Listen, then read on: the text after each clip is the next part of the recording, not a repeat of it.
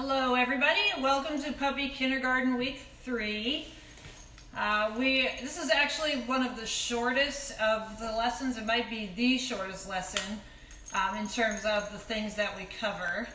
There just aren't that many and they go pretty quickly. So it's possible that we might be done a little bit before 8 o'clock. I'm sure that would be fine with everybody. All right, so we are going to cover a few different things. Our first exercise we're going to cover will be impulse control on the Paw Pad, and that will be with food distraction. So hopefully you all have a helper with that. If you don't have a helper, then I'll show you how to do it without the helper, but it's really better if you have the helper who can move the food closer and further. Then after that, we're going to do the foundational down, which is luring the puppy into the down position. And then after that, we're going to do some collar cues. And then we're going to do body handling with a few instruments. Cayman is a little wild right now. Hopefully she'll channel this energy into working. But before we get started with the impulse control, I'm just going to demonstrate where she is right now. We're still struggling with her staying on the Paw Pad while I go behind her. I'm not worried. I know she's going to get it, but it's taking her longer than it usually takes them. So if it's taking your puppy longer, don't worry about it. They're going to learn it. I'm sure that in another week, she's going to be perfect when I go behind her. Maybe not perfect, but she'll be better. Okay, so here's your Paw Pad. Come here, good girl. We're just going to start off with a little review of the Paw Pad. Yes, good girl. Yes. And if you're at home with your puppy, you can review the Paw Pad too. I'm going to move in front of her. Yes. Good girl. To her side. Yes. Good girl. In front of her again. Yes. Now I'm going to move behind her and watch how she does. Yes. Okay, she did well that time, but that's literally about the furthest I've been able to get away from walking behind her. Yes. That's kind of a bad yes because she was moving backwards. I thought it'd be okay because only her head was turning, but then her feet went off. So bad yes, oh well. Yes. So then I want to do one I know she'll be successful with. One more step back. Yes. Good girl. Uh-oh. Get the cat away. Sorry, the cat is walking up towards the phone. Okay. So, I'm going to get her back from the Paw Pad. Come here, come in. Good girl. We're going to go back and I have my helper ready. And he's got some food that he's going to, at first, distract her with by holding out his hand. And you'll be able to see where his hand is in relation to her as soon as we get back on the Paw Pad. Good girl. Yes. I don't think she even saw his hand that time. Yes. She definitely saw it that time. Yes. Good girl. It might seem like I'm marking a little fast, but it's way better to mark too soon than too late. One more time. Yes. Good girl. And notice how when I'm treating her, my distractor takes the food away. The reason why we're doing that is because I don't want her eyeballing him and the food while she's chewing her treat, and because then it's very likely that she could think, that she can eat my treat and then go eat his treat, and I don't want her to think that. So it's all about making the instruction clear for the puppy. So that's why we're doing that. Do it again. Yes. Good girl. Yes. Good girl. I try to mark the second I see her see his hand. Yes. Good. Always better to mark too fast. I'll show you what happens if I mark too late. Well, she might stay there anyway, but we'll see.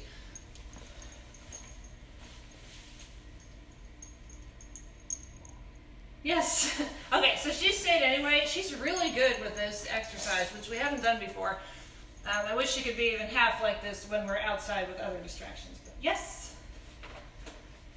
Okay, so for everybody at home with your own puppies, you can practice this. I'm going to pick up the Paw Pad and put it up here and get down her toy. Oh, I forgot to tell you what to do do if you don't have a helper. So let me show you again. If you do have a helper, go ahead and practice this. If you do not have a helper, then I really recommend that you have this leash on, because that way when your puppy's on the paw pad, you can step on it to keep, if she does go for the food. So we'll put the paw pad down. Yes. So if I did not have a helper, then I would put my foot on the leash and take a treat. I put it way out here. Yes. What I'm telling her is that I don't want her lunging for the treat, even though it's in my hand, because it wasn't preceded by a yes, so that means she can't get it. So I'm going to wait her out and see if she steps back on the paw pad. Yes, good girl. I forgot and fed her full dinner tonight, but she doesn't seem to care about that. All right, so we'll do it again. My foot's on the leash. Here's my hand. Yes. That's good. That's valuable too, because it teaches her just because the food's in my hand doesn't mean she can lunge forward and get it. Yes. Good girl. Cayman. Good girl. All right, so we're going to pick up the Paw Pad, and you guys can practice at home with your puppies. Yeah, let's see what we got here. Good girl. What a good girl. Hey, no. Oh, I forgot my toy. Catherine should be online too, so if you have questions, you can ask her. I can see them sort of, but not really. Actually, I can see them better if I had my laptop. Can you bring it? Thank you. It's super convenient to have tech support in the house. I tried to get him to play the ukulele for puppy class. He said no. So maybe we'll try for next week. Okay. Thank you. What do you think, babe? What do you think? Here, look. Chew this. Come on. Chew that. There you go. Good girl. Watching. This exercise tends to go pretty quick, so if it seems like it went really fast, then that's more often than not what I see with most people.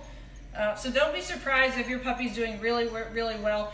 They don't have to get to the point where your helper holds the food in front of their mouth like this.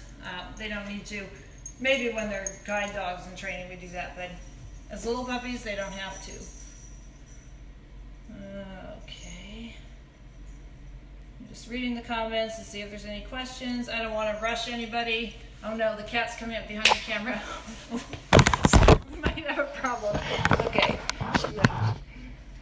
Sorry about that. The camera is sitting on a footstool, and the cat went underneath the footstool, and then she stood up. So we almost lost the camera, but we fixed it. Where can you get the toys? I don't know where this toy came from. This is not a manual approved toy because it's soft and it has a couple of holes in it, but I use it just when I can supervise her very closely. If I left this alone with her, any puppy, they'd probably chew it up. This was a canvas toy though, and it's pretty durable even though it has holes in it.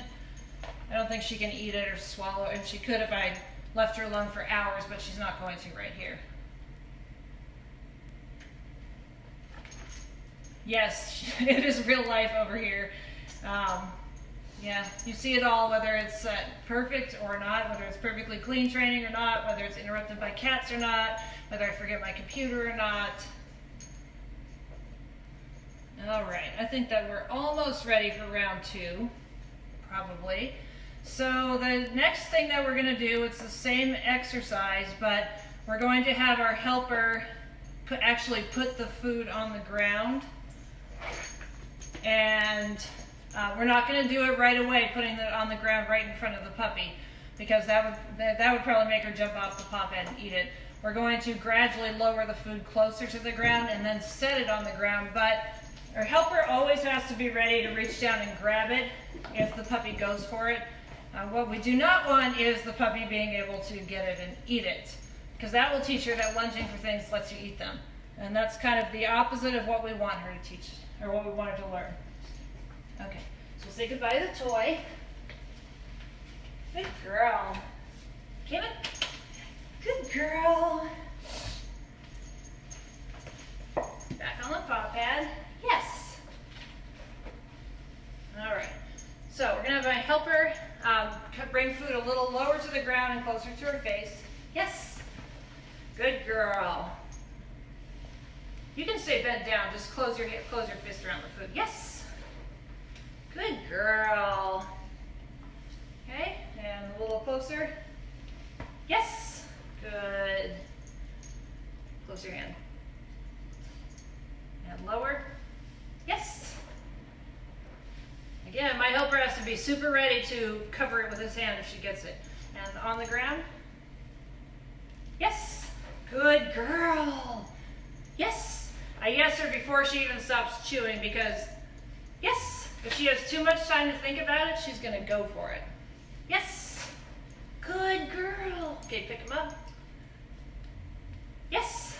Good girl. It's always better to reinforce a little more than you think you have to for something like that, and also, like I said, a little faster. So the version of it, for those of you who don't have a helper, if you do have a helper, go ahead and, yes, and start the exercise. If you don't have a helper, then it can look like this. So step on your leash and bring the food out in front of you like this. Yes. And lower on the ground. Yes. And eventually on the ground. Yes. Good girl. And there are some people that that say, yes, don't ever give them a treat directly from the ground. And if you feel strongly about that, you are definitely entitled to that opinion. But I myself feel like in this particular exercise, I don't feel like the puppy has enough self-control because of her age and her not super long reinforcement history. I don't feel like she has enough self-control to stay on there while I go into my treat bag and get the treat. So that's why I gave it to her from the ground. If it was an older dog and I knew it would hold still, then I probably would give it the treat from the treat bag and not from the ground. All right, so go ahead and practice this at home with your puppies. Yes, thank you, Catherine. That is how fast we mean when we say start with a really high rate of reinforcement. I'd say at least half the time when people are trying to teach their puppy something and it's not getting it, it's because you're not reinforcing enough or you're not reinforcing fast enough. So when you're teaching a new skill, it is definitely better to go faster and quicker than you think that you have to. It's almost like you're trying to read the dog's mind and mark the moment that it makes the decision to do the thing that you want, almost before it even does it. So once you get quick with your marker, then you're going to see your dog's learning pick up really fast. Good girl. And trust me, any professional trainer you see when they're training a new skill, they will all have a high rate of reinforcement at the beginning. So a lot of times it's just not enough food, and you're giving too much time for the puppy to look at the thing on the ground and think, oh, I really want that, I really want that, I really want that, I'm going to get it. Whereas if you're marking or rewarding, you're kind of filling the puppy's head with information. Oh, this is how you get a treat, this is how you get a treat, this is how you get a treat. Good girl. So I hope that everybody is practicing this at home with their puppies. You a good girl? She's practicing chewing her orange S toy. This is another really great toy that survived for years before somebody finally ate a little piece off the end. I don't remember who it was. It wasn't one of my dogs. But I think it was somebody I was sitting. Not that that makes it okay. But anyway, this is a really durable toy. I think it's a West Paw toy, a West Paw brand. I'm not sure, but this is another one because she's already taken, somebody has taken pieces off the end, so this is no longer a toy that she can have without me watching her every second. Because we don't want anybody getting an obstruction, especially not right now. Oh, okay, while we're waiting, you guys can keep working your puppies if you're still working them, but I want to talk a little bit about the difference between luring and rewarding, because that is part of this week's curriculum, is having that discussion. So when we start teaching a new behavior, and this applies to almost all of the obedience commands, We generally lure first. So that means luring, we put food in our hand and we move the puppy where we want it to go. And we don't use the marker when we're luring because the puppy's not really thinking about it, it's just following our hand. If you do slip and say yes, it's not really that big a deal in my opinion, but luring does not have to have the marker word. And the lure that we use generally is going to look like the hand signal that is going to be the cue for the command in the future. So what I mean by that is, I'm going to demo really quickly with the sit. Put this away. Sorry, babe. All right, so I have treats in my hand. I'm going to lure her from a stand into a sit. The eventual hand signal for sit is going to be this, right? So when I'm luring her into a sit, I'm going to try to make my hand look like the signal for sit. So I'm going to bring it up. Good girl. I do have a non-slip surface. It's behind me. It's doing me a lot of good there. Let me get the non-slip surface. I'm so proud that I remembered it. Come here. Good girl. There we go. Okay, let's try that again. So again, I'm luring her into a sit. I want to make my lure look like the hand signal is going to look. So I'm going to raise my hand up slowly.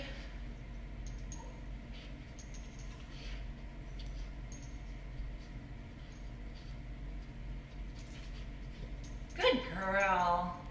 And when she gets it, I'm going to feed it to her. Same thing when I lure her into a down, which is what we're doing next. My hand signal is going to look like the hand signal for down. So down hand signal is going to be this. So my lure is going to be this. Sometimes you have to move it around so it doesn't look exactly like the hand signal, but close enough. As the puppy begins to understand what this motion means with food, then you're going to see that they'll start going down really quickly, and that's when you can switch to moving your hand without the lure in it. But we'll talk about that next week when we start teaching commands, the obedience commands on the Paw Pad. All right. Any questions about, good girl, please don't eat my braids. Any questions about luring and rewarding? I just did a DRRM about this, but again, we'll talk more about it next week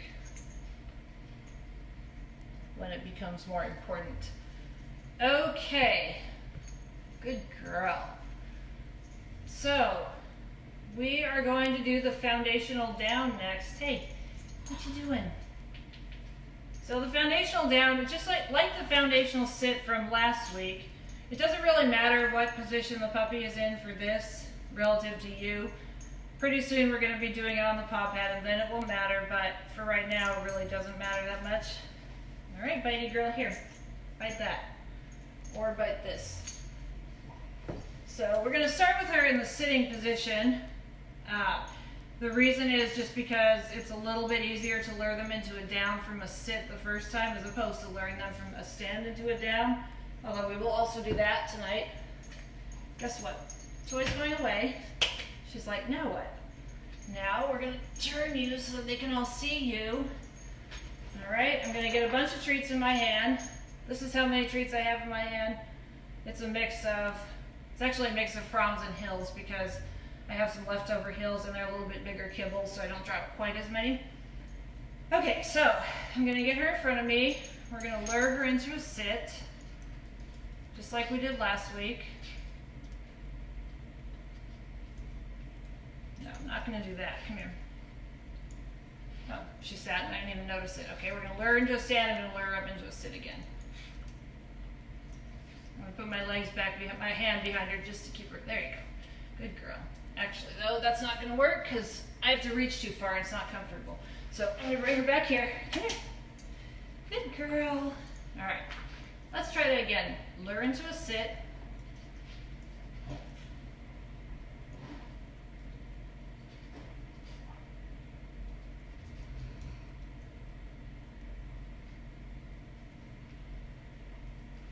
Good girl. It's not really a great sit because she sat back, but that's okay. All right, now we're going to lure into a down. So I got the food in my hand. I'm going to bring it down, but if I bring it straight down, They don't always follow it straight down. Sometimes you have to bring it kind of back a little bit, back and down, and then forward again. And once she's down, I'm going to feed her several treats in this position. Good girl. Good girl. And notice I am not using the word down. And that's because I'm not going to teach her the word down until 1, she's going down really quickly when I do this. And 2, she's going down on the paw pad by my left side.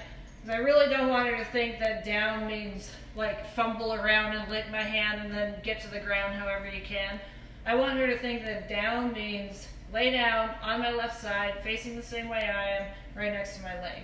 So that's why we don't add the word until the dog's already doing the behavior, which is not how traditional dog training works. If you all remember, if you trained dogs a long time ago, we used to just tell them, then we used to make them do it. Well, it's different now. Now we teach them the behavior first, and then we attach the word at the end. So the verbal cue is the last thing that we add. It's really tempting for us to sit here and say, down, down, down. It's like there's some part of our brain that does not understand that the dog doesn't understand English. We know that, but it seems like we want to tell them anyway.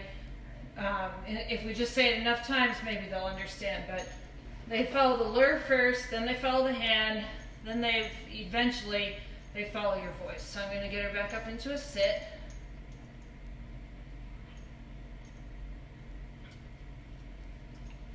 Good girl, that one's better. Good. And then we're going to lure back into a down. Oh, I really wish I had one of these stubborn puppies with a down, because some of them are really, really difficult. If you've been in class with me before in puppy kindergarten, I know I've had at least a few recently where we were sweating trying to get a puppy. Maybe we got 2 downs out of the whole session. And we were moving our hands every which way and trying to find the magical hand movement that would make the puppy lay down, and the puppy just did not want to lay down.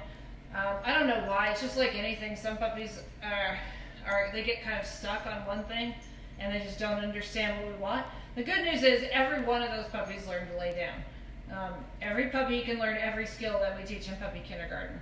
I've not yet seen any exceptions. So we'll do it one more time. So I'm going to lure her up into the sit. She's running out of energy, I can tell. Good girl. Good girl. And then back into the down. Oh, she looks like we did this every day this week, and we didn't, I swear. We did the foundational sit every day, not that it looks like we did. And we did the me stepping behind her on the paw pad every day, not that it looks like we did either. But we have not done the foundational down until right now. So anybody who's thinking that I'm making it look too easy, I'm sorry, this puppy is just easy like that. Okay, hopefully you all are doing the foundational down at home with your own puppies. And hopefully they're all going down just like Cayman. Do you want to play with the snake? Do you want to play with the snake? Good girl. Get it? What? If you put your face down in your puppy's face like I just did, that's kind of inviting them to jump up and muzzle punch you. That's really not the best thing to do. Good girl. No, don't go walkabout. Sit here and look at the camera and show them how beautiful you are. She is a very cute puppy. Not that I'm biased. Right? Look. No, she doesn't want to play. That means she's running out of gas. It does not take them long at this age to get tired. If they make it to 45 minutes, that's a good long stretch for a little puppy like this. Good girl. But hopefully one thing everybody understands from this, especially if you're a new raiser, if you're not, you already understand this, but we always want our lure to look something like the finished hand signal is going to look.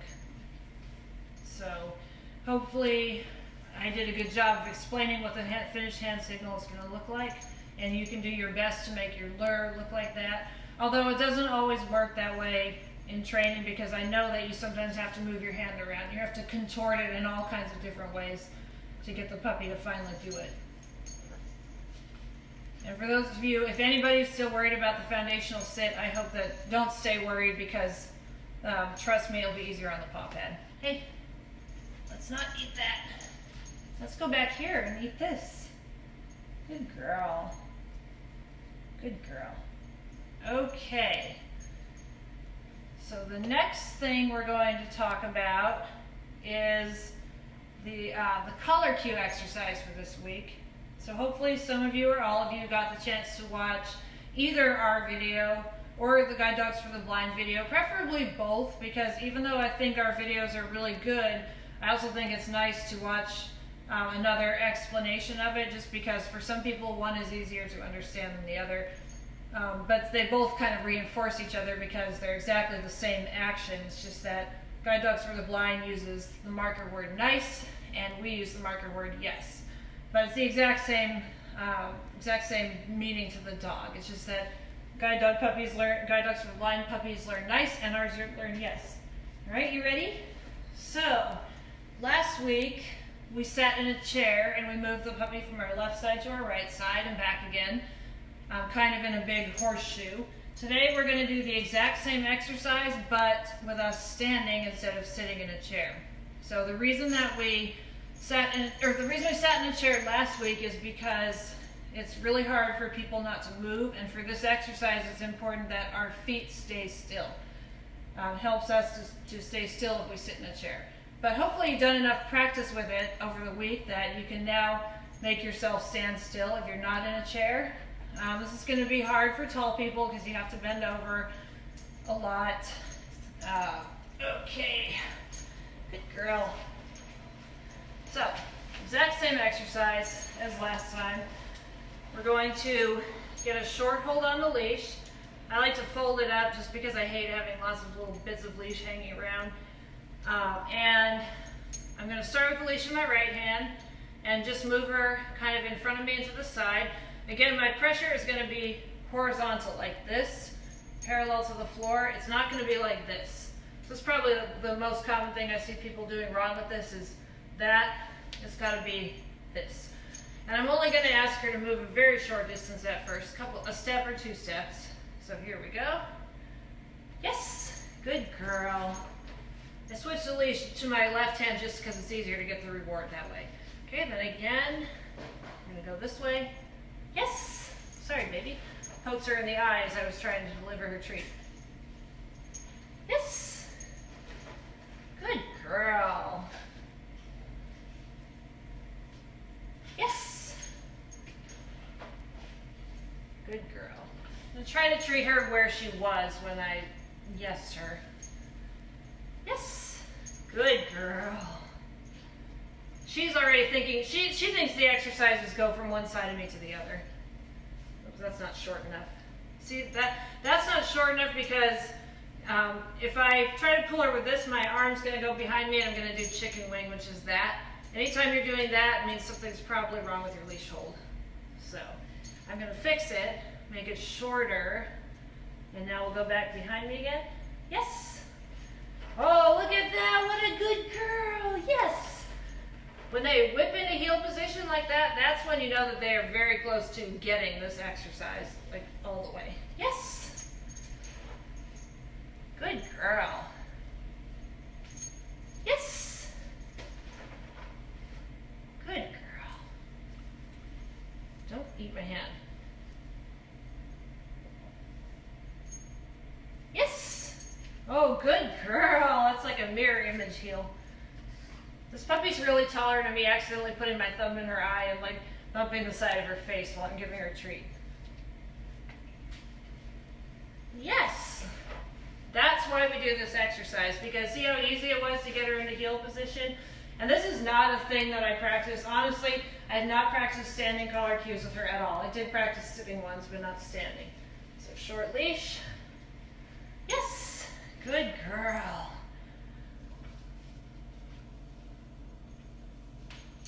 Yes! She's not quite as perfect turning around the right side. She doesn't really need to be though. I think that's just because she's spent more time on the, look at her, she thinks the exercise is going around from one side of me to the other. Just to show her that it's not, I'm gonna move her back over here. Yes! Good girl. Yes! Oh, good girl. I know, you're such a a good little puppy. Yes. Good job. Yes. Good girl. What a good girl. Good girl. I know you like to learn stuff, don't you? You're so cute. Do you want the snake or do you want the S? I don't know what she wants. Good girl.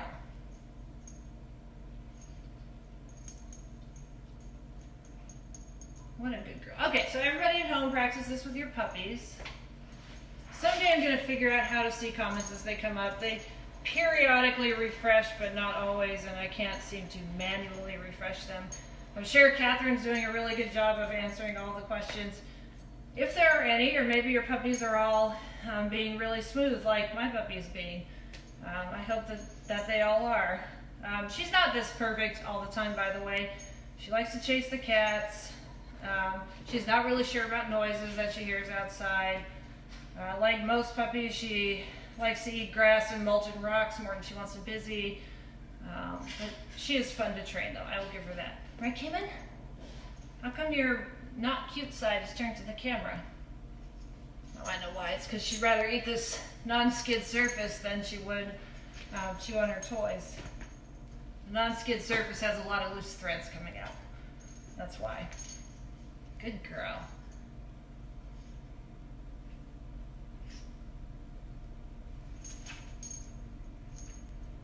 Are you such a good girl? I think she would like to do something instead of just sitting here. She does not want to play.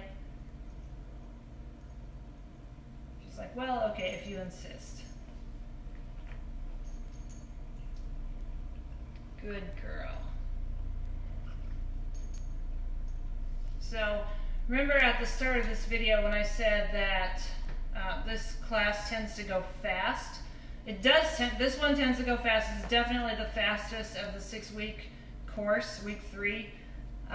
And also it's faster than it usually would be because I'm not demoing and then practicing with 1 or 2 or 3 puppies. I'm just demoing and then you guys are practicing.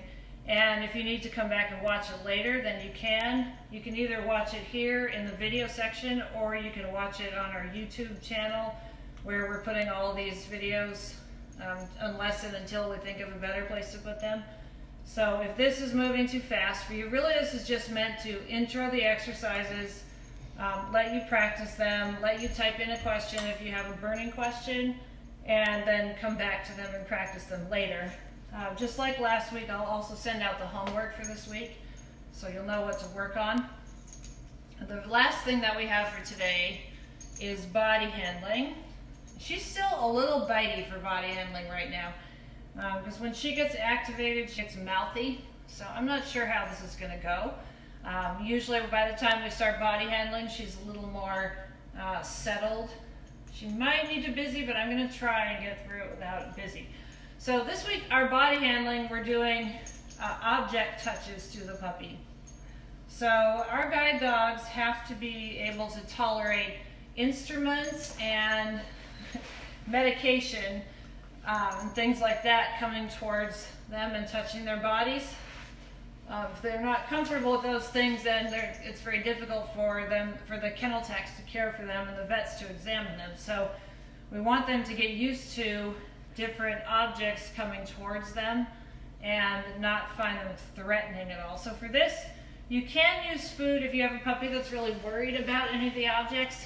I'm probably not going to use food if I don't have to. The objects that I have, got a washcloth and some gauze pads like I would use to clean her ears, and some nail clippers. These are actually cat nail clippers. I have not actually clipped her nails and I'm not going to clip them tonight. I just want to introduce them to her and just let her sniff them. She's probably going to try to eat them. Good girl. Good girl. And then I'm going to handle her feet just a little bit. Hopefully everybody is handling their puppy's feet every day at least once. The more you handle your puppy's body, the more comfortable they get with that. Good girl. These actually are some really sharp little claws. They probably do need to be clipped, but we're not going to clip them tonight. So I'm touching her feet. She's being really good about it. I'm just going to touch her foot with this and tap it on the nail because she's not reacting to it, so I can, so I will. Good girl. Let's start with the foot touches. If I put the clipper right on that foot, she probably would have bitten it and gotten activated, so no, don't eat the non-slip surface. Here, eat that. Good girl. So try again, just touch your feet. And lift her foot. Tap her nails. Good girl. I just want her to think this is no big deal.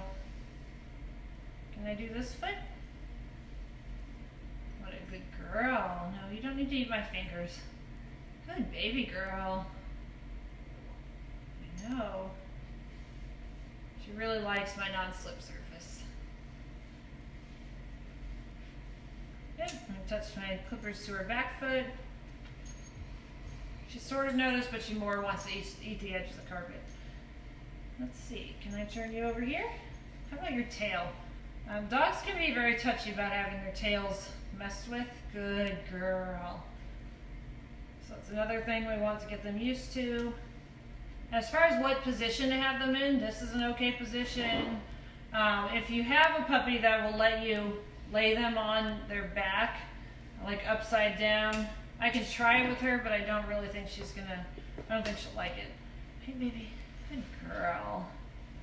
If you can do this, that's also a good position. Sometimes it just makes them bitey and squirmy though. Shh. Good girl.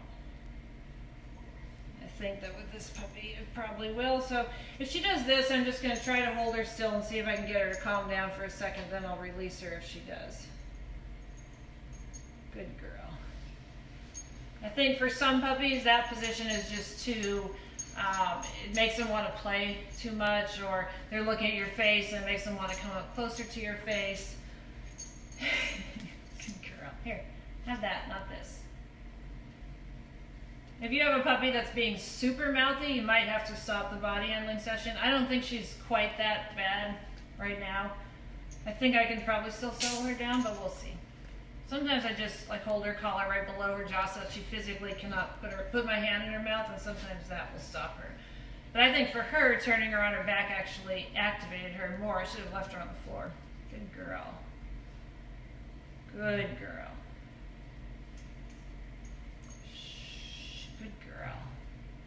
Long, slow strokes. This is not the time I would practice mouth handling either.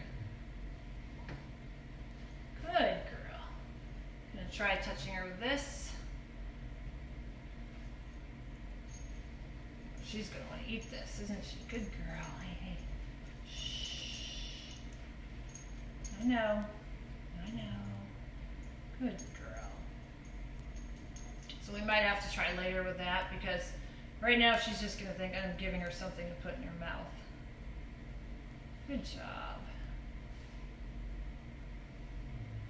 Good girl. That's very good. I know. Do you have an itch? Look at her feet again. Good girl. I'm actually surprised she's being as quiet as she is because calm body handling has not been her strong point. Okay, I'm going to try a gauze pad around her ear.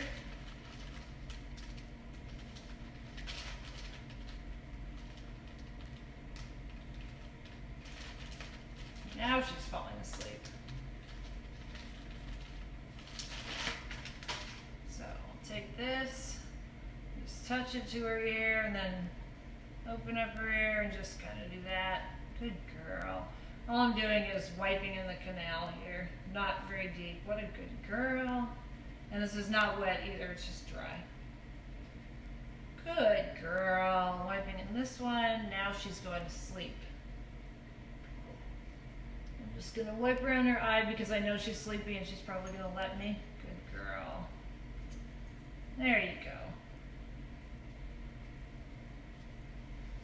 She's actually in the perfect zone right now for doing this because she's not so tired that she can't stay awake, but she's tired enough that she's not going after this like crazy. Good girl. And actually, one thing we have a problem with when dogs come in for training is dogs that need eye medication and they're not comfortable with things coming toward their eyes or their face, which I don't blame them. If they never had an eye infection, and most of them never have, then they haven't had a lot of things put in their eyes. But even if you can just get them used to like having their eye wiped, like if they wake up in the morning they have crusty eyes, if you just do that, then even that can get them used to having their eyes, or having things around their eyes. Good girl.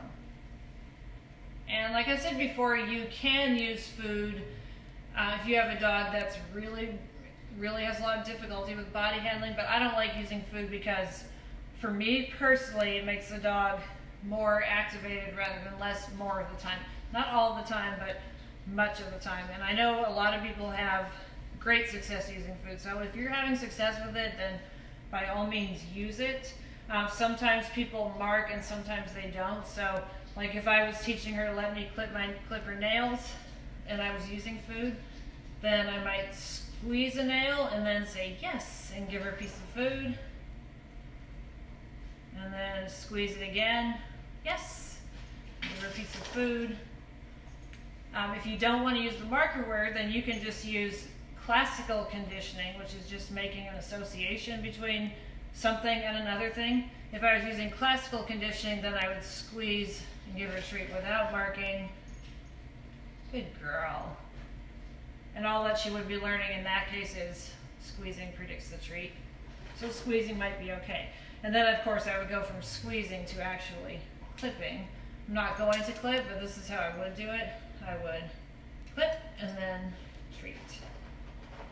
And yet another way you can do it is if you have a helper, and if you have something like a lick stick or a Kong with peanut butter in it, you could have the helper hold your lick stick or peanut butter Kong, and you can pick up the puppy's paw, and as soon as you pick up the paw, your helper gives the peanut butter Kong, lets the puppy lick it, and the puppy gets to lick it as long as you're holding the foot, and when you drop the foot, the peanut butter Kong goes away. So those are all things you can do to help make your puppy better about body handling if your puppy is not great about it. Good girl. But the more we accustom them to it when they're this age, the less we have to struggle with them when they're 60 pounds. Okay, that covers everything for this week. So we did impulse control in the Paw Pad. That was in place of ground tethering this week, and also in place of any new obedience exercises on the Paw Pad. We'll get back to obedience on the Paw Pad next week, and we will also be doing, I think we start hand tethering next week, maybe it's the week after. But you can definitely practice impulse control with food on the Paw Pad throughout the week and other distractions. By the way, that's one more thing that you can use the Paw Pad for even after you finish kindergarten. When you start taking your puppy out in the real world and there's real world distractions, it's really good to take the Paw Pad with you and set it up at a distance from whatever new distraction you're exposing to, and just run through a few repetitions of what we just did there. That's a super valuable real world skill and comes in very handy. So while the Paw Pad isn't officially used after puppy kindergarten, you can certainly use it if it helps with distraction. You can use it till the dog's a year old if you want to. You're not going to hurt anything. And anytime your dog gets sloppy about position and obedience, you can also use it. So the Paw Pad is great. We love it. Foundational down, just work on getting the puppy to follow your hand motion to the ground. When they start going down really quickly with the lure, well, actually, I was going to say you can eliminate the lure, but yeah, you can. If they're following your hand down like this and going straight down, then you can try doing it without the lure and then switch to mark and rewarding. But we're going to be doing that on the Paw Pad pretty soon too. And then next week's collar cues. I'll send out the homework or the videos to watch tonight. But next week's collar cues are, to me, the hardest week of collar cues. So everyone should watch the videos when I send them out, just so that you know what to expect. By hard, I don't mean really, I should say challenging, not hard. We're going to be moving the puppy forward, back, left, and right with the collar. Okay, I think that's all I got. Any questions, post them on the video in the comments, and Catherine probably answered them all already, but if she didn't, then we'll answer them later tonight. All right, Puppyland, I hope you've had a good week. I hope everybody's staying safe and healthy, and I know everybody's working really hard with these puppies because most of us stuck in our house and don't have a lot of other things to do. So we should have some really good, skilled puppies by the time we come out of this. Good night.